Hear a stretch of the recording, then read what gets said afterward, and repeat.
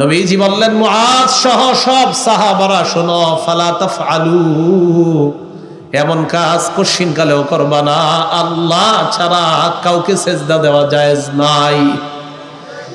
হাদিসের শেষে নবী বলেন, লাউ কুনতু আমিরান আহাদান আইয়াসজুদা লি আহাদিন লামারতুল মারআতা আন তাসজুদা লি যাওজিহা, আমি যদি আল্লাহ ছাড়া কাউকে সেজদা করতে বলতাম, নারীকে বলতাম সে যেন তার স্বামীকে সেজদা দেয়। আল্লাহ ছাড়া কাউকে সেজদা দেওয়া জায়েজ নাই। যদি থাকতো আমি নারীদেরকে বলতাম যেন স্বামীকে সেজদা করে। তাহলে হাদিস দ্বারা আমরা বুঝলাম আল্লাহ ছাড়া, বলেন আল্লাহ ছাড়া কোনো মানুষকে, কোনো কবরকে, কোনো মাজারকে সেজদা দেওয়া শিরিক, সেজদা দেওয়া হারাম। আল্লাহ ছাড়া অন্য কাউকে সেজদা দেওয়া শিরিক, অন্য কাউকে সেজদা দেওয়া হারাম, চাই সেটা মানুষ হোক, চাই সেটা কবর হোক। কবরে যে সেজদা দেওয়া হারাম, এটার দলিল কই? এটার একটা দলিল আছে। আবু দাউদ শরীফ হাদিস নাম্বার 2140 নাম্বার হাদিস, 2140। এই হাদিসের বর্ণনাকারী সাহাবী কাইস ইবনে সাদ রাদিয়াল্লাহু তাআলা আনহু, তিনি বলেন, আতাইতুল হীরা, আমি কুফা নগরীর হীরা প্রদেশে গেলাম। কুফা নাম তো শুনছেন আপনারা, আল ইমামুল আজম আবু হানিফা রহমতুল্লাহি আলাই, যার নামের কারণে কুফা সারা পৃথিবীতে বিখ্যাত, সেই কুফা। তো কুফা আর হীরা নগরীতে আমি গেলাম। যাওয়ার পর রাআইতুহুম ইয়াসজুদুনা লিমারজুবানিল লাহুম, আমি দেখি মানুষ মানুষকে সেজদা দেয়, মানুষ আরেক মানুষকে সেজদা দেয়, নেতাকে সেজদা দেয়। ফাআনতা ইয়া রাসূলুল্লাহ আহাক্কু আন নাসজুদা লাক। কায়েস ইবনে সাদ মদিনায় আসলেন, আল্লাহ নবীর কাছে এসে বলে, হুজুর আপনি তো সেজদা পাওয়ার বেশি যোগ্য। নবীজিরে কয় কেন? কয় হুজুর, মানুষ যদি মানুষকে সেজদা দিতে পারে, রাসূলুল্লাহ আহাক্কু আইয়ুসজাদা লা, তাহলে তো আল্লাহ রাসূল সেজদা পাওয়ার বেশি যোগ্য হবে। যদি মানুষ সেজদা পাওয়ার যোগ্য হয়, কথা লজিক। যদি কখনো যোগ্য হতো তো সবচেয়ে বেশি কে হতো? রাসূল সাল্লাল্লাহু আলাইহি সাল্লাম, আল্লাহর পরে যিনি শ্রেষ্ঠ। তো নবীজি কয়, এখন তুমি কি বলতে চাও? সাহাবী কায়েস ইবনে সাদকে, হুজুর তা আমরাও আপনাকে সেজদা দিব, আপনি তো সবচেয়ে দামি সম্মানিত, তারা যদি তাদের নেতাকে সেজদা দেয়, আমরা কেন আপনাকে দিব? নবীজি যে কথাটা বললেন, আর আইতা লাউ মাররতা বিকবরি, এই শোনো, তোমার কি মনে হয় তুমি যদি আমার কবরের পাশ দিয়ে যাইতে? নবীজি কি কবরে না দুনিয়াতে? এই কথা যখন বলতেছিলেন উনি কি কবরে ছিলেন না দুনিয়াতে? নবীজি বললেন, আর আইতা লাউ মাররতা বিকবরি, তোমার কি মনে হয় তুমি যদি আমার কবরের পাশ দিয়ে যাইতে, আকুনতা তাসজুদু লা, তুমি কি সেজদা করতা কবরকে? তো কায়েস ইবনে সাদ বলেন, জি না হুজুর, সেজদা করতাম না। আল্লাহ নবী বলেন, আমার কবরকে যেমন সেজদা করা হারাম, আমাকেও সেজদা করা হারাম। হাদিসের মাধ্যমে বুঝতে পারলাম আল্লাহর পরে যিনি শ্রেষ্ঠ, শ্রেষ্ঠ মানুষটাকে সেজদা করা হারাম, শ্রেষ্ঠ কবরকেও সেজদা করা হারাম। অতএব অন্য কোনো পীর ফকির বুজুর্গ অথবা কোনো মানুষ, মুহাদ্দিস চাই শাইখুল হাদিস, ছোট হোক বড় হোক, অথবা যেই কোনো মানুষ হোক, ওই মানুষটা এবং মানুষের কবর মাজারকে সেজদা দেওয়া হারাম, সেজদা দেওয়া হারাম। তাহলে আল্লাহর ওলি কিন্তু ভালো মানুষ, ওনার কবর এটা যদি কেউ সেজদা দেয়, এটা শিরিক, এটা হারাম। আল্লাহ আমাদেরকে বুঝার তৌফিক দান করেন। মুআয ইবনে জাবালের নবী কয় উপদেশ দিছে? 10। 1 নাম্বার, জ্বালিয়ে দিলে পুড়িয়ে দিলেও কি করবা না? শিরিক করবা না। আল্লাহ আমাদেরকে শিরিক থেকে বাঁচার তৌফিক দান করেন। তাহলে আবার প্রথম কথায় আসেন, বলেন তো গজব আসে কাদের গুনাহের কারণে? বলেন আমাদের, বলেন গুনাহ, হ্যাঁ নিজেদের, এবার বলেন গজব আসে কাদের গুনাহের কারণে? আমরা সবচেয়ে ভয়ঙ্কর বড় যেই অপরাধটা মানুষের হয় সেটা কি? শিরিক। বলেন সেটা কি? শিরিক। 7টা অপরাধ আছে যেই অপরাধগুলা আমাদের দুনিয়া আখেরাত বরবাদ করে দেয়। কয়টা অপরাধ? 7টা। সহিহ বুখারী 2766 নাম্বার হাদিস, 2766। ক্বালা রাসূলুল্লাহ সাল্লাল্লাহু আলাইহি ওয়াসাল্লাম, নবীজি বলেন, ইজতানিবুস সাবআল মুবিকাত, 7টি ধ্বংসকারী অপরাধ থেকে তোমরা বাঁচো। কয়টি অপরাধ? কি করে অপরাধগুলা ধ্বংস করে? কয়টি ধ্বংসকারী অপরাধ? 7টি।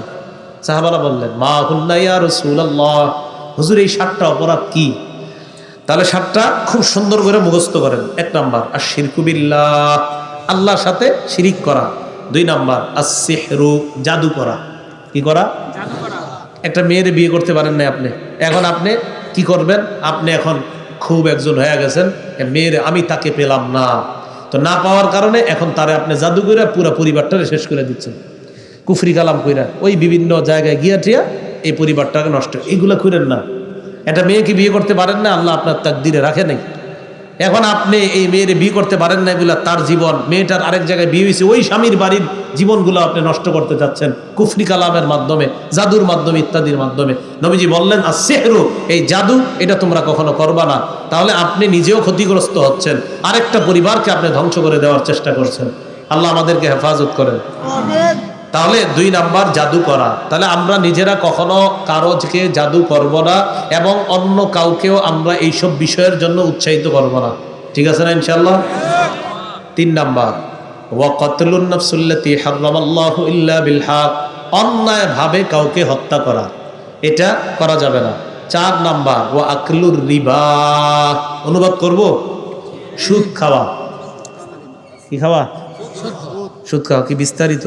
মানে বিস্তারিত শুনতে চান? তাহলে না, সুদ তো এইসব এলাকা হয় না। 4 নাম্বার সুদ খাওয়া। কি খাওয়া? 5 নাম্বার ও আকলুমালিল ইয়াতীম, এতিমের সম্পদ অন্যায়ভাবে ভক্ষণ করা, এতিমের সম্পদ অন্যায়ভাবে ভক্ষণ করা। 6 নাম্বার ওয়াত্তাওয়াল্লি ইয়াউমাজ যাহফি, জিহাদের ময়দান থেকে পলায়ন করা। 7 নাম্বার ওয়াকসফুল মুহসানাতিল মুমিনাতিল গাফিলাত, সতী সাদী সহজ সরল নারীর উপর মিথ্যা অপবাদ দেওয়া। একটা মেয়ে আসলেই ভালো, আপনাদের এলাকার জানে, ভালো জায়গায়, পাশের ঘরের গার্জিয়ান শুনছে ওর মেয়ের বিয়ে ঠিক হয়েছে অমুক জায়গায়, আসলে মেয়েটা ভালো, ওই পাশের ঘরের লোক কি করছে, মেয়ের বিয়ে ঠিক হয়েছে যেখানে, এদের সাথে যোগাযোগ করছে। শুনলাম আব্দুর রহমানের মেয়েরে নাকি আপনার ছেলের জন্য আনবেন। হ্যাঁ আনবো তো, মেয়েটা খুব ভালো মাশাআল্লাহ, এলাকার সবাই। আপনার এলাকার সবাই কিছু খুব ভালো। হ্যাঁ, সে যে কয়জনের সাথে মোবাইলে কথা বলছে আমি না জানি, আসলে অপরাধ নাই মেয়েটার, শুধুমাত্র ভালো একটা জায়গায় কেন বিয়ে ঠিক হয়েছে এই জন্য উনি বিয়েটা ভাঙার জন্য এগুলা বলছে। নবীজি বলেন কাসফুল মুহসানাতিল মুমিনাতিল গাফিলাত, একটা সতী সাদী সহজ সরল একটা মেয়ে, আসলেই পরহেজগার মেয়ে, এই মেয়ের উপর মিথ্যা অপবাদ দেওয়া এটা ভয়ঙ্কর অপরাধ। এই 7 অপরাধের মধ্যে একটা অপরিচিত অপরাধের নাম সুদ খাওয়া। কি খাওয়া? এই যে একটা অপরাধ, এই অপরাধটা আমাদের মাঝে রন্ধ্রে রন্ধ্রে ছড়িয়ে পড়ছে। এখন আমাদের দেশ সহ সারা পৃথিবীর মধ্যে একটা আশঙ্কা করা হচ্ছে যে দুর্ভিক্ষ লাগতে পারে। কি লাগতে পারে? দুর্ভিক্ষ। দুর্ভিক্ষ দুনিয়াতে আসার প্রধান 2টি কারণ। বলেন প্রধান কয় কারণ? 1 নাম্বার সুদ খাওয়া, 2 নাম্বার ওজনে কম দেওয়া। দোনোটাই আমাদের দেশের মধ্যে একদম কম। সুদ খাওয়া আর হলো ওজনে কম দেওয়া, এই 2 প্রধান কারণে কোন দেশের দুর্ভিক্ষ আসে। বলেন তো 1 নাম্বার কি খাওয়া? সুদ খাওয়া। 2 নাম্বার ওজনে কম দেওয়া। সুদের ব্যাপারটা পরে বলছি। ওজনে কম দেওয়ার বর্ণনাটা পাওয়া যাবে ইবনে মাজার 4019 নাম্বার হাদিস। ওই হাদিসের মধ্যে রাসূল আকরাম সাল্লাল্লাহু আলাইহি সাল্লাম বলেন ওয়ালাম ইয়ানকুসুল মিকিয়ালা ওয়াল মিজানা ইল্লা উখিযু বিসসিনিনা ওয়া শিদ্দাতিল মাউনা, যেই দেশের মানুষ ওজনে কম দিবে ওই দেশকে আল্লাহ দুর্ভিক্ষ দ্বারা পাকড়াও করবেন, আর ওই দেশের মানুষ অর্থনৈতিক অভাব অনটনের মধ্যে পড়বে। এখন আসেন, সুদ খাওয়া এটা আমাদের মাঝে কেমন যেন এখন পানিবাদ, মানে কোনো ব্যাপারই না।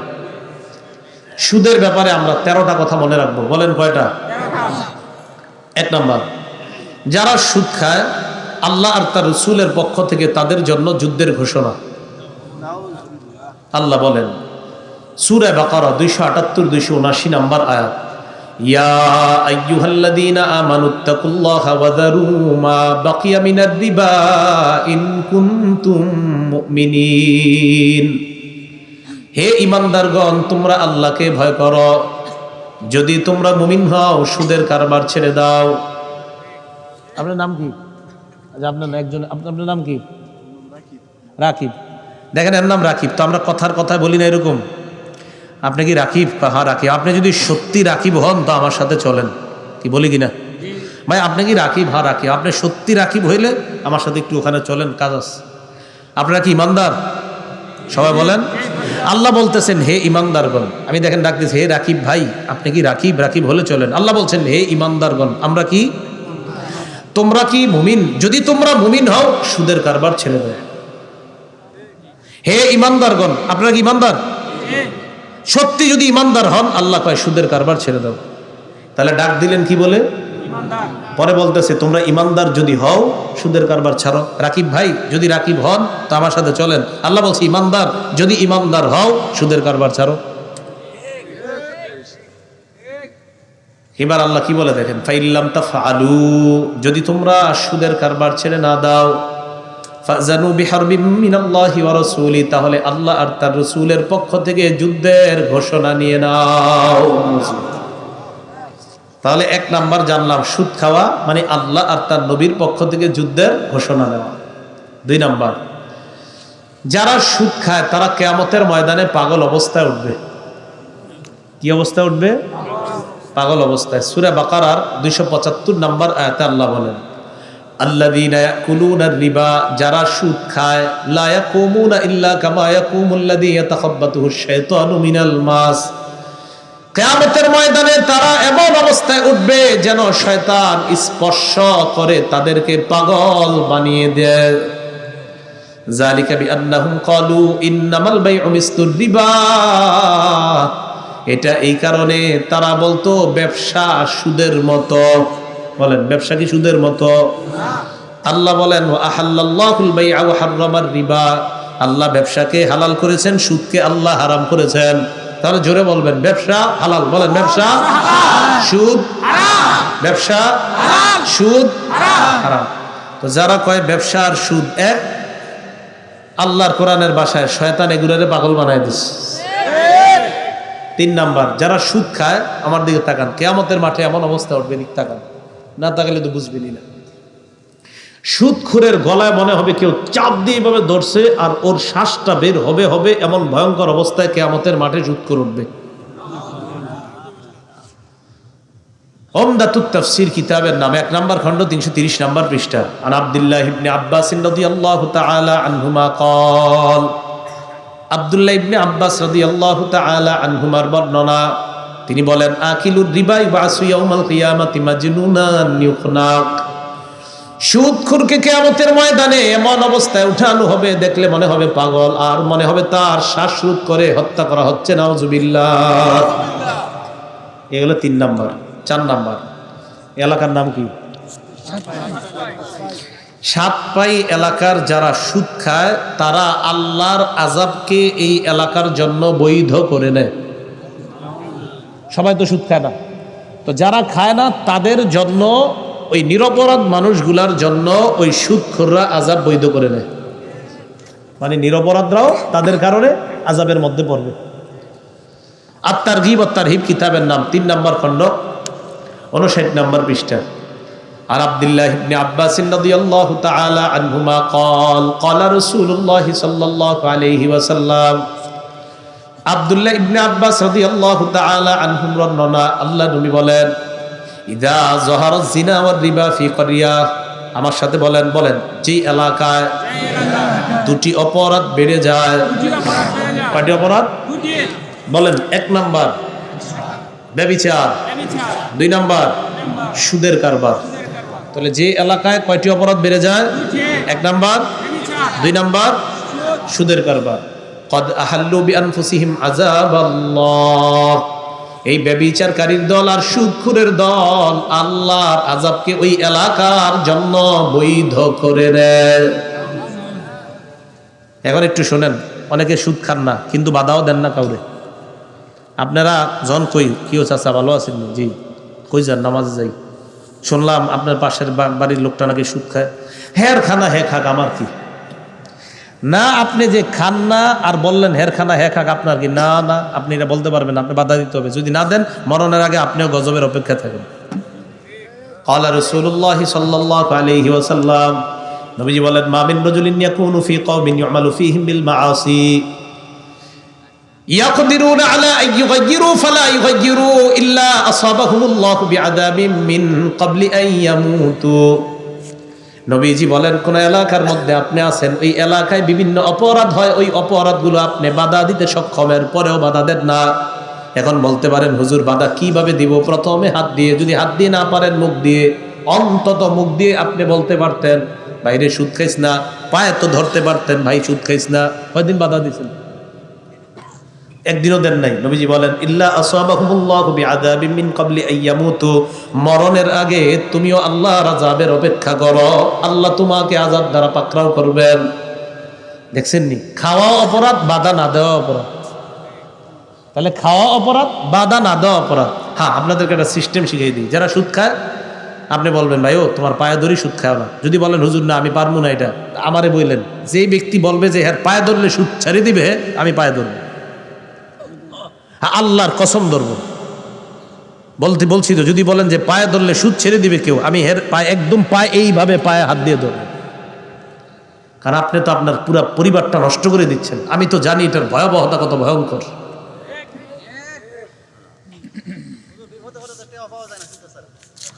সমাজ ব্যবস্থা এমন হয়ে গেছে, এই জন্য সমাজ ব্যবস্থা ঠিক করতে হবে। মাশাআল্লাহ, আল্লাহ কবুল করেন। তো 4 নাম্বার, যে এলাকায় সুদের কারবার হয় ওই এলাকায় তারা আযাবকে বৈধ করে নেয়, সুদ খায়েন না। এটা যতই দেখতেছেন আপনার উপকার হচ্ছে না, উপকার হচ্ছে না। আরে আল্লাহ বলছেন ইয়ামহাকুল্লাহু রিবা ওয়া ইউরবিস সাদাকাত। আমার আগে হযরত যে আলোচনা করলেন, আমি আইতেই দেখছি উনি আয়াত পড়তেছে যে আল্লাহ সুদকে ধ্বংস করেন, সদকাকে আল্লাহ বাড়ায় দেন। সদকা দিলে দেখা যায় টাকা কমে, আল্লাহ কয় বাড়ে। সুদ খাইলে দেখা যায় টাকা বাড়ে, আল্লাহ কয় কমে। কি আজীব ব্যাপার। 5 নাম্বার, যারা সুদ খায় তাদের কারণে এলাকায় দুর্ভিক্ষ আসে।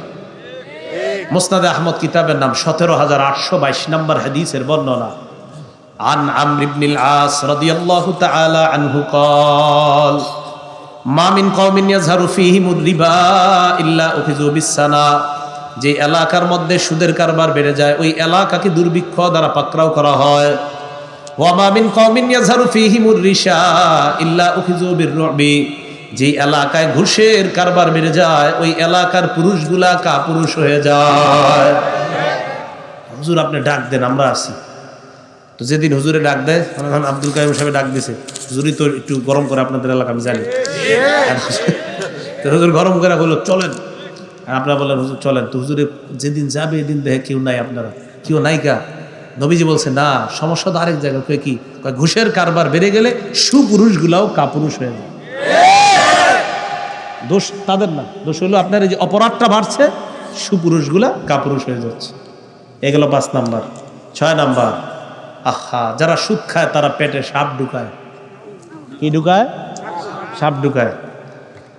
হাদিসটা শুনেন, ইবনে মাজাহ 2273 নাম্বার হাদিস। নবীজি সাল্লাল্লাহু আলাইহি সাল্লামের সাহাবী আবু হুরায়রার বর্ণনা। ক্বালা রাসূলুল্লাহ সাল্লাল্লাহু আলাইহি ওয়াসাল্লাম, নবীজি বলেন আতাইতু লাইলাতান উসরিয়া বি আলা কওমিন, আমি মেরাজে রওনা করলাম, এমন একদল মানুষের পাশ দিয়ে অতিক্রম করলাম, বুতুনুহুম কাল বুয়ুত, তাদের পেটগুলা দেখলাম বিশাল বড় বাড়ির মতো, পেট বাড়ির মতো। এবার দেখেন ফিহা আল হাইয়াত তুরা মিন খারিজি বুতুনিহিম, নবীজি বলেন পেটের মধ্যে সাপ দেখা যায়, বাহির থেকে দেখা যায় ভিতরে বড় বড় সাপ দৌড়ায়। বাহির থেকে পেটে সাপ দৌড়ানো দেখা যাচ্ছে।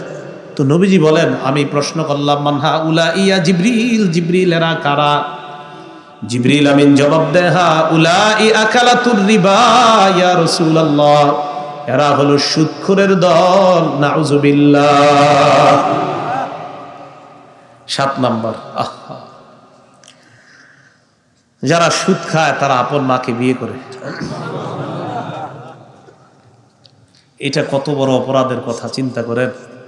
ইবনে মাজাহ 2274 2275 নাম্বার হাদিসে রাসূল সাল্লাল্লাহু আলাইহি ওয়াসাল্লাম বলেন আর রিবা সাবউনা হুবা আইসারুহা আইয়ান কি হার রাজুল উম্মা, সুদের গুনাহের শাখা 70টা, সবচাইতে নিম্ন শাখা আপন মাকে বিয়ে করা, আপন মার সাথে ব্যভিচার করা। সবচেয়ে নিম্ন যদি এটা হয় তো বাকি 69টা কেমন আল্লাহ জানে, এটা সবচেয়ে নিম্ন। 8 নাম্বার, সুদ খাওয়া দুনিয়া ধ্বংস করা, আখেরাত ধ্বংস করা। এটা হলো ওই হাদিস বুখারীর, ওই যে 2766, 7টা অপরাধ দুনিয়া ধ্বংস করে, আখেরাত ধ্বংস করে, এর মধ্যে একটা সুদ খাওয়া। 9 নাম্বার, 9 নাম্বারটা বলার আগে আমি সবার জন্য দোয়া করি, আল্লাহ যেন সুদি লেনদেন অবস্থায় আপনাকে, আমাকে, আমাদের কাউকে, কোনো মুসলমানকে মরণ না দেয়। কেউ যদি এই অপরাধটার সাথে আপনারা থেকে থাকেন, আল্লাহ যেন আজকে ফিরিয়ে নিয়ে আসেন, মরণের আগে যেন আল্লাহ আপনাদেরকে ফিরিয়ে নিয়ে আসেন। এবার আমি হাদিসটা বলি, দেখেন, আপনি মারা গেলেন সুদি লেনদেন অবস্থা, আল্লাহ না করেন, আল্লাহ না করেন, আল্লাহ না করেন, যদি সুদি লেনদেন অবস্থা আপনি মারা যান, আমরা কবর দিয়ে আসলাম। কবর দেওয়ার পর আপনি একটা নদীর মধ্যে সাঁতার কাটতে থাকবেন, কিয়ামত পর্যন্ত শুধু সাঁতার কাটতেই থাকবেন, খালি কাটতেই থাকবেন, কিয়ামতের আগে নদীর কিনারায় আর যেতে পারবেন না। সহিহ বুখারীর 2085 নম্বর হাদিসের বর্ণনা, عن سمرة بن جندب رضي الله تعالى عنه قال قال رسول الله صلى الله عليه وسلم নবীজি সাল্লাল্লাহু আলাইহি ওয়াসাল্লাম বলেন, রাআইতুল লাইলাতা রাজুলাইনি আতায়ান, রাতের বেলা আমি দেখলাম দুই ব্যক্তি আমার কাছে আসছে। আসার পর ফাখরাজানি ইলা আরদিন মুকাদ্দাসা, একটা পবিত্র জমিনের কাছে নিয়ে যায়। ফানতালাকনা, তিনজন চলতে লাগলাম, হাত্তা আতাইনা আলা নাহরিম মিন দাম। আপনাদের নদী কি ব্রহ্মপুত্র এটা নাকি? ময়মনসিংহ না ব্রহ্মপুত্র? আচ্ছা আচ্ছা।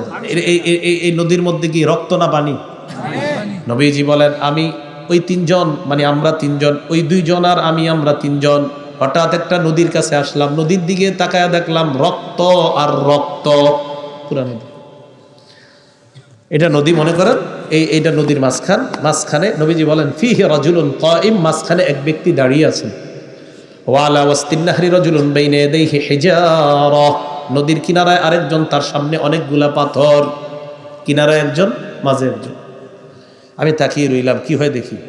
ফাআকবালা রাজুলুল লাযী ফিন নাহরি, নদীর মাঝখানের লোকটা সাঁতার কাটা শুরু করছে, কিনারায় যাবে। ফারামার রাজুলু বিহাজারিন ফিহি, কিনারার লোকটা একটা পাথর ওই সাঁতারকারীর মুখ বরাবর মারে। রদ্দাহু হাইসু খান, লোকটা আবার আগের জায়গায় চলে যায়। নবীজি যতবার লোকটা বের হতে চায় ততবার পাথরের আঘাত খায়, আবার নদীর মাঝখানে চলে যায়। জিবরিল আমিন আমাকে বলে, ইয়া রাসূলুল্লাহ আল্লাযী রাআইতাহু ফিন নাহরি আকিলুর রিবা, আপনি যাকে নদীর মাঝখানে দেখলেন এই লোকটা হলো সুদখোর, নাউযুবিল্লাহ। তাহলে এবার একবার কল্পনা আনেন, সুদি লেনদেন অবস্থা আপনার, আগামীকাল ফজরের পরে আপনি মারা গেলেন, তাহলে আগামীকাল এই মুহূর্তে আপনি পেটে সাপ আর ওই নদীতে আপনি সাঁতার কাটতেছেন।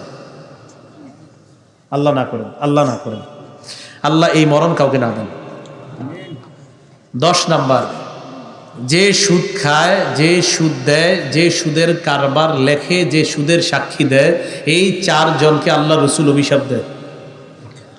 নাসাই শরীফের 5103 নম্বর হাদিসের বর্ণনা, عن علي بن أبي طالب رضي الله تعالى عنه أن رسول الله صلى الله عليه وسلم لعن آكل الربا وموكله وكاتبه وشاهده।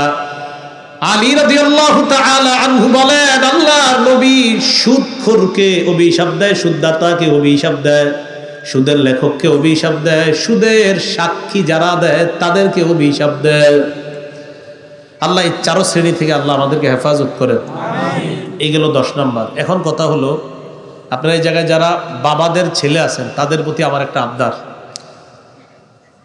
বিভিন্ন জায়গা থেকে আমার যে বোনেরা শুনতেছেন, ওই বোনদের প্রতি আমার একটা আবদার। প্রথমে বোন এবং ভাইদের প্রতি আবদার, আপনারা আপনার আব্বাকে বলবেন, যদি জানেন যে আপনার আব্বা এই কাজ করে, ছেলেরা আপনার আব্বাকে বলবেন, আব্বা আপনি 12 মাসে 12টা প্যান্ট শার্ট পাঞ্জাবি গেঞ্জি আমাকে দেওয়া দরকার নেই, আপনি হালাল টাকায় পারলে আব্বা আমার একটা দিয়েন, বছরে 2টা দিয়েন, হারাম টাকা একটাও লাগবে না আমার।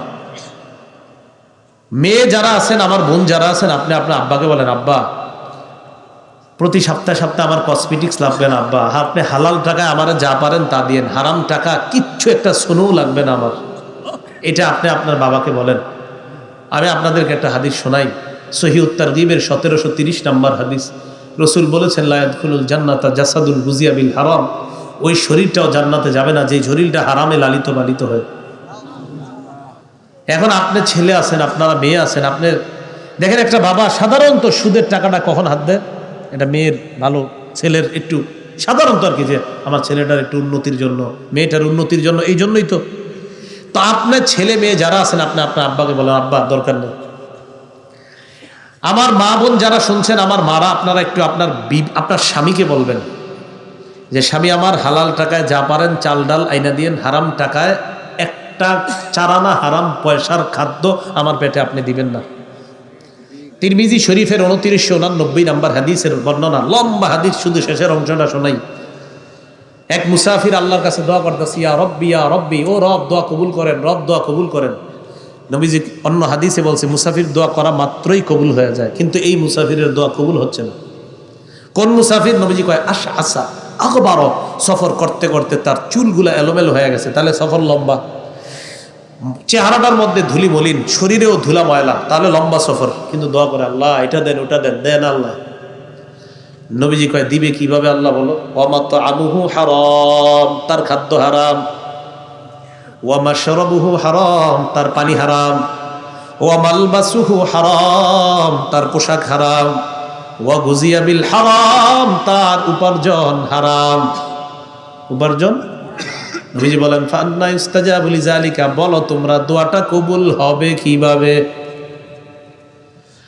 খালি দোয়া করেন আল্লাহ এটা দেন ওটা দেন, আল্লাহ দেন না, সব দোষ তখন দিয়ে দেন, এত চাই দাও না। নবী কয় খাদ্য হালাল নি, আপনি কন এত চাই দেয় না, আল্লাহ নবী কয় পানি হালাল নি। আপনি বলেন এত চাই দেয় না, নবীজি কয় যে পোশাকটা বইরা আল্লাহরে ডাকতেছো এটা হালাল নি। আপনি যদি বলেন এত চাই দেয় না, আল্লাহ রসুল কয় যে শরীরটার যে হাতটা দিয়ে দোয়া করতেছো এই হাতটা হালাল টাকায় বড় হয়েছে নি। তাহলে হালাল টাকা আপনার সন্তান যারা, এই যে সন্তানরা বাবারে বলবেন আব্বা হালাল টাকায় যাবে, বলেন কি মজবুত এই হিম্মত করা যায় না ইনশাআল্লাহ? আল্লাহ তৌফিক দান করেন। বলছিলাম সুদের ভয়াবহতা, 10টা অপরাধ বললাম। 11 নাম্বার সুদের ভয়াবহ অপরাধ নাম্বার 11, জেনে শুনে সামান্য সুদ খাওয়া 36 বার জিনা করার চেয়ে বড় অপরাধ করা। মুসনাদে আহমদ কিতাবের নাম 22,007 নম্বর হাদিস। জানেন আমাদের সমাজের সবচেয়ে অপছন্দনীয় ওয়াজের নাম কি জানেন? সুদের ওয়াজ। কিসের ওয়াজ? হ্যাঁ, সবচেয়ে অপছন্দনীয় ওয়াজ। ঠিক আছে, এটা মানে ম্যাক্সিমামের উপর ইয়া করে আর কি। আপনি দেখবেন যে মসজিদে খতিব সাহেব 10 বছর জুমা পড়ায়, উনি ওনার কোনো দোষ নাই, হঠাৎ বেচারা সুদের আলোচনা শুরু করছে গত 4 জুমা। হুজুরে হঠাৎ উল্টা পথে চলতেছে কেন? এটা বলে উল্টা পথ। সুদের ওয়াজ উনি কইরা জনগণের জান্নাতের রাস্তা দেখাইতে চাই, এটা উল্টা পথ না সঠিক পথ? এটা হুজুরে ইদানিং দিয়ে উল্টা পথে চলে, আল্লাহ হেফাজত করেন। তো 11 নাম্বার জেনে শুনে সামান্য সুদ খাওয়া, 36 বার ব্যভিচারের চেয়ে বড় অপরাধ করা। মুসনাদ আহমদের 22,007 নম্বর হাদিসের বর্ণনা, দিরহামু রিবান ইয়াকুলুহু রাজুল ওয়া হুয়া ইয়ালাম আশাদ্দু মিন সিত্তি ওয়া সালাসিনা জিনা, জেনে শুনে সামান্য পরিমাণ সুদ খাওয়া 36 বার জিনা করার চেয়ে বড় অপরাধ করা। 12 নাম্বার, আবার দোয়া করি সুদি লেনদেন অবস্থায় যেন কারো মরণ না হয়, যদি হয়ে যায় নবীজি বলেন আল্লাহর হক তারে জান্নাত না দেওয়া। আল মুস্তাদরাক লিল হাকিম কিতাবের নাম 2260 নম্বর হাদিস, আরবাউন হাক্কুন আলাল্লাহ আল্লাহ ইউদখিলাহুমুল জান্নাহ, 4 ব্যক্তি এমন যে 4 শ্রেণীর ব্যাপারে আল্লাহর হক হলো তাদেরকে জান্নাত না দেওয়া। বলেন কয় শ্রেণীকে জান্নাত না দেওয়া আল্লাহর হক? 1 নাম্বার মুদমিনুল খামরি, যে মদ পান করা অবস্থায় মারা যায়, মানে মদ ডেলি টানতে টানতে মারা গেছে, তারে জান্নাত না দেওয়া আল্লাহর হক। 2 নাম্বার আকিলুর রিবা, সুদখোর, সুদি লেনদেনে যদি মারা যায় তাকে জান্নাত না দেওয়া আল্লাহর হক। 3 নাম্বার আকিলু মালিল ইয়াতীম, এতিমের সম্পদ অন্যায়ভাবে ভক্ষণকারীকে জান্নাত না দেওয়া আল্লাহর হক। 4 নাম্বার আল আকুলি ওয়ালিদাই, পিতা মাতার নাফরমান সন্তান, তাকে জান্নাত না দেওয়া আল্লাহর হক। পিতা মাতার নাফরমান সন্তান, এগুলো 12 নাম্বার। 13 নাম্বারটা সবাই শুনেন, যারা সুদ খান তারাও, যারা খান না তারাও, উলামায়ে কেরাম সহ সবাই শুনেন। আবু দাউদ শরীফের 3331 নাম্বার হাদিস, 3টা 3 পরে একটা 1, কত হয়? 3331 না, 3 3 3 1 কত হয়? 3331। তো অমনি কইলে যাতে একটু মনে থাকে আপনাদের, 3331 একটু সুন্দর লাগে না শুনতে, যাতে মনে থাকে। এটা কেন বললাম? আগামীকাল চা স্টলে বৈশা গিবত শেখায়ত না কইরা এই হাদিসটা একজন আরেকজনে শোনাইবেন। নবীজি সাল্লাল্লাহু আলাইহি সাল্লাম বলেন, লাতি আলান নাসি জামান লা ইয়াবকা আহাদুন ইল্লা আকালা রিবা, এমন একটা সময় আসবে যে সময় কেউ বাকি থাকবে না, সবাই মিছিল দিয়ে সুদ খাবে। এটা কি কইলেন নবীজি? ঠিক কেমনে? আমি কি সুদ খাইনি? তোর তো নবীজি যে বললেন সবাই খাবে, নবীজি বললেন ওয়া ইল্লাম ইয়াকুলহু, নবীজি এর পরে বলেন যদিও সবাই ডাইরেক্ট না খায়, আসাবাহু মিন বুখারিহি, সুদের হাওয়া সবার গায়ে লাগবে, সুদের দুয়া সবার গায়ে লাগবে। আমি হুজুরে কইলাম, হুজুর আসরের নাম আপনার অনেক মহব্বত করি, আসরের পরে কইলাম চলেন একটা চা খাওয়াই আপনার। তো হুজুরে নিয়ে গেছি চা খাওয়াই, হুজুরের গুনাহ হবে না, কারণ উনি জানে না, ওনারে আমি সুদি টাকায় 5 টাকার চা খাওয়াই দিচ্ছি। এখন হুজুরের তো গুনাহ নাই, উনি তো জানে না উনি যে খাইছে, কিন্তু আমি সুদের ধোয়া পেটে ঢুকাই দিছি, সুদি টাকায় খাওয়াই দিলাম, ঢুকাই। এই জন্য খাবার খাইতে সাবধান, খাদ্য গ্রহণ করতে সাবধান। ফজরের নামাজ পড়ছেন, ইমাম সাহেবের পিছে মজা পাইছেন, জোহরেও মজা পাইছেন, আসরেও মজা, মাগরিবেও মজা পাইছেন, এশার নামাজ পড়ছেন, গত 4 ওয়াক্তের মতো মজা পান নাই। নামাজের পরে হুজুরের কাছে আসলেন, হুজুর গত 4 ওয়াক্ত নামাজ খুব ভালো লাগছে, এশার নামাজটা ভালো লাগে নাই কেন? হুজুরে কবে কেন ভালো লাগলো না? আচ্ছা আপনি মাগরিবের পরে কি কোথাও কিছু খাইছেন? তো আপনি বললেন হুজুর হ্যাঁ আমার ওই যে দোস্ত আমারে নিয়ে গেছিল একটা নান আর গিরিল খাওয়াইছে। ওহো, আপনার নাল গিরিল খাওয়াইছে? হুজুর বলছে যে হতে পারে, শিওর না, হতে পারে ওই নাল গিরিল যদিও আপনি খাইছেন, ভালো মনেই খাইছেন, সম্ভবত হারামের টাকায় আপনাকে খাওয়িয়ে দিয়েছে কিনা, ওই হারাম ঢুকার কারণে এশার নামাজের স্বাদ পান নাই, মজা পান নাই। তাহলে সুদ ডাইরেক্ট যদিও না খায়, সুদের ধোয়া যদি ভিতরে ঢুকে যায় তাও ঝামেলা আছে। এই জন্য খাবার গ্রহণ করতে খুব সতর্কতা, খুব সাবধান, খাবার গ্রহণ করতে খুব সাবধান। আল্লাহওয়ালারা ওনারা খাবার গ্রহণ করার পর বুঝে ফেলে, আল্লাহওয়ালারা খাবার গ্রহণ করার পর ওনারা যখন দেখে যে আগামী 7-8 দিন এবাদত মজা পায় না, তখন বুঝে ভয়ঙ্কর কিছু পেটে কেউ ঢুকে দিচ্ছে। হ্যাঁ, হারাম ভিতরে ঢুকলে এবাদতের মজা আস্তে আস্তে চলে যায়, কারণ হারাম ঢুকলে নূর বের হয়ে যায়। এই জন্য কাউরে আপনি অজান্তে হারাম ঢুকাইয়া দেন না কারো পেটে, এটাও ঠিক না। আল্লাহ বোঝার তৌফিক দান করেন। তাহলে আবার একটু মন দিয়ে শোনেন। 1 নাম্বার, আল্লাহ নবীর পক্ষ থেকে যুদ্ধের ঘোষণা, সূরা বাকারা 278, 279। 2 নাম্বার, কিয়ামতের ময়দানে পাগল অবস্থায় ওঠা, সূরা বাকারা 275।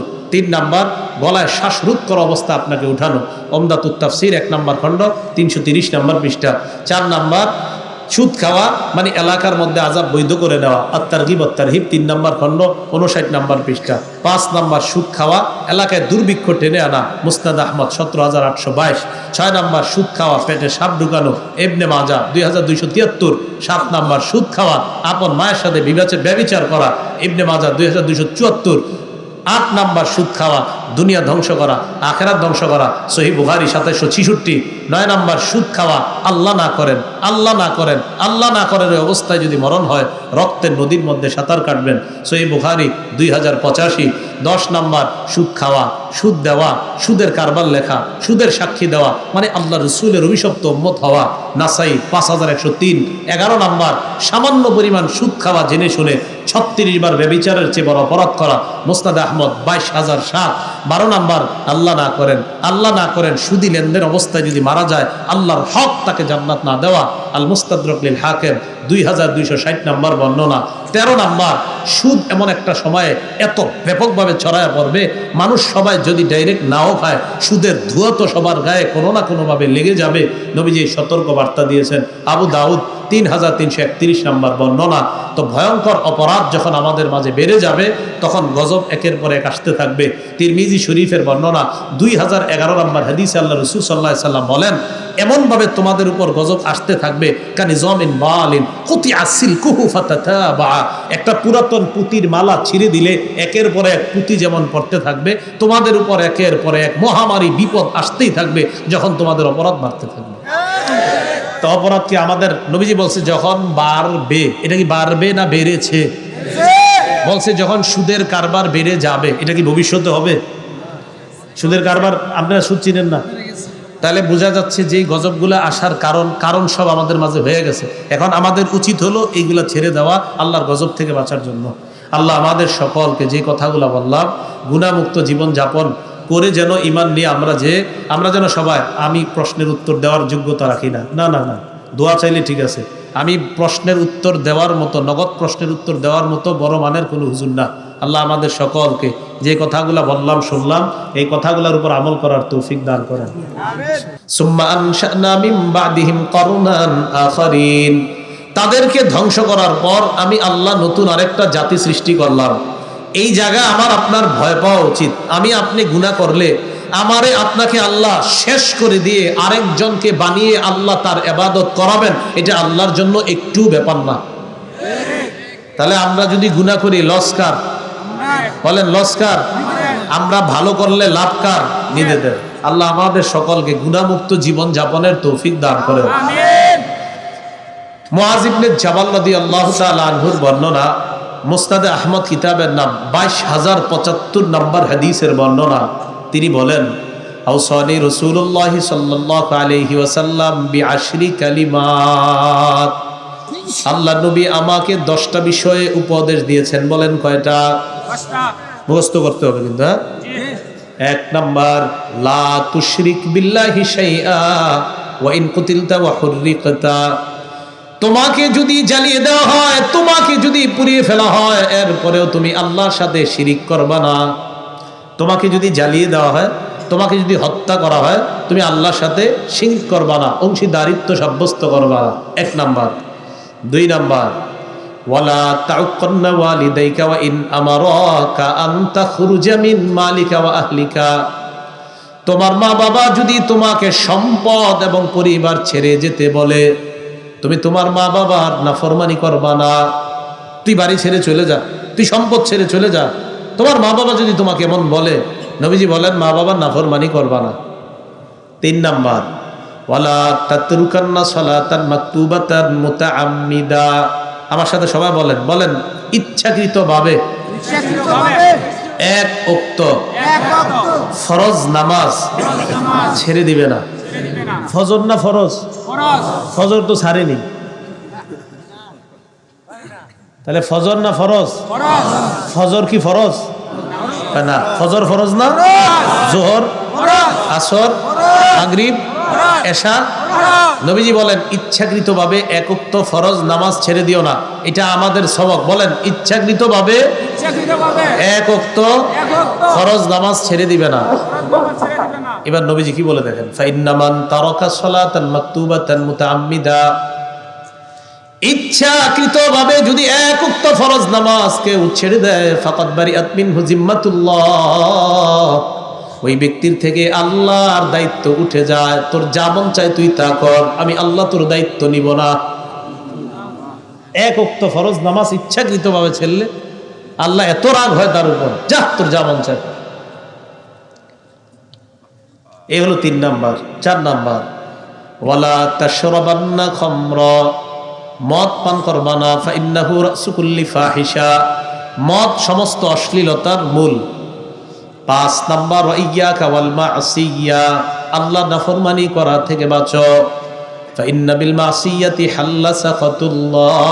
আল্লাহর নাফরমানির কারণে আল্লাহর গজব আসে। 12টার পর মা বাবার অজান্তে দরজা লাগিয়ে আপনি নাফরমানি করতেছেন, আপনার আব্বা আম্মা জানে আপনি তাহাজ্জুদ গুজার। কি গুজার? মা বাবা দেখে গজব আসে খালি করে। ঘটনা কি এত গজব আসে কেন? আর জানে আপনিও ভালো মানুষ, কিন্তু আপনি যে কি করেন রাতে তো জানে না, এই কারণে গজব আসতেছে, মা বাবা জানে না। 5। 6 নাম্বার, ওয়া ইয়্যাকা ওয়াল ফিরার মিনাজ জাহফি। জিহাদের ময়দান থেকে পলায়ন করবা না। ওয়া ইন হালাকান নাস। সব মানুষ যদিও মারা যায়। 7 নাম্বার, ওয়া ইযা আসাবান নাস মুতান ওয়া আনতা ফীহিম ফাসবুত। কোন এলাকায় যদি মহামারী দেখা দেয়, ওই এলাকায় থাকবা, মহামারীর ভয়ে অন্য এলাকায় যাবে না। কোন এলাকায় মহামারী দেখা দিলে সেখানে থাকবেন। বুখারীর বর্ণনা, মহামারী কবলিত এলাকায় আপনি যদি থাকেন বাহিরে যাবেন না, বাহিরের কেউ মহামারী কবলিত এলাকায় ঢুকবেন না। করোনার সময় বিজ্ঞান যারা গবেষক তারা গবেষণা করে জানিয়ে দিল লকডাউনের কথা। সবাই এটা পালন করলো যে এক এলাকার মানুষ যেন অন্য এলাকায় না যায়, এবং তারা এটার ক্রেডিট নিল, কৃতিত্ব নিল যে লকডাউনের কারণে আমরা এই আইন করেছি। বিশ্বের যারা যারা এই আইনগুলো করেছে তারা খুব আপনার গর্বিত যে এই আইনের কারণে মানুষকে নিয়ন্ত্রণ করা গিয়েছে। তারা তো জানে না মুসলমানদের নবী 1500 বছর আগে এই আইন বলে গিয়েছে। নবীজি কি বলছে? মহামারী কবলিত এলাকায় বাইরে যাবা না, বাইরের কেউ ভিতরে ঢুকবা না। তো এটাই তো লকডাউন। তাহলে আমাদের নবী তো 1500 বছর আগে আমাদেরকে বলে গিয়েছে। এখন আপনার বর্তমান বড় বড় যারা সায়েন্টিস্ট ডাক্তাররা নিয়ম করছে, তো আমরা বলছি আহ কত উত্তম নিয়ম। কিন্তু মুসলমান, এটা আমার আপনার গর্বের কথা যে এই নিয়ম আমাদের নবী 1500 বছর আগে বলে গেছে। 8, 9, 10 নাম্বার অভিভাবকরা মন দিয়ে শোনেন। 8 নাম্বার, ওয়া আনফিক আলা ইয়ালিকা মিন তাওলিকা, সামর্থ্য অনুযায়ী পরিবারের উপর খরচ করো। 9 নাম্বার, ওয়ালা তারফা আনহুম আসাকা আদাবা, পরিবারের উপর থেকে শাসনের লাঠি উঠায় নিবা না। আপনার বিবি যেন আপনার ব্যাপারে এই ভয় রাখে যে আমার স্বামীকে আমি যা বলি হালাল সব চাহিদা পূরণ করার জন্য আমার স্বামী চেষ্টা করে, সুকেস আলমারি খাট স্বর্ণ রূপা যা চাই দেওয়ার চেষ্টা করে, কিন্তু আল্লাহর নাফরমানি করলে আমার স্বামী আমাকে একটু ছাড় দিবে না। আপনার ব্যাপারে বিবির এই ভয় থাকতে হবে, এটা শাসনের লাঠি। আপনার ছেলে মেয়ে এই কথা যেন বলে, আমাদের বাবা পৃথিবীর সবচেয়ে ভালো বাবা, বাবা আমাদের সব কিছু আমাদেরকে খুব সুন্দরভাবে আমাদের চাহিদাগুলো পূরণ করে, কিন্তু ফজরের নামাজের সময় কাঁথার লেপের নিচে ঘুমিয়ে থাকবো আর বাবা আমাদেরকে খুব আদর করবে। আমাদের বাবা এমন বাবা না, উনি তখন ওনার চেয়ে কঠিন বাবা আর কেউ হয় না। এটা শাসনের লাঠি। ওয়ালা তারফা আনহুম আসাকা আদাবা, শাসনের লাঠি, আদব শিক্ষার লাঠি পরিবারের উপর থেকে উঠায় নিবা না। এটা অভিভাবকদেরকে রাসূল বলছেন সাল্লাল্লাহু আলাইহি সাল্লাম। 10 নাম্বার, ওয়া আখিফুম ফিল্লাহি আযজা ওয়া জাল, পরিবারকে সদা সর্বদা আল্লাহর ভয় দেখাও। তাহলে 1 নাম্বার, শিরিক করবা না। তোমাকে যদি জ্বালিয়ে দেওয়া হয়, পুড়িয়ে দেওয়া হয়।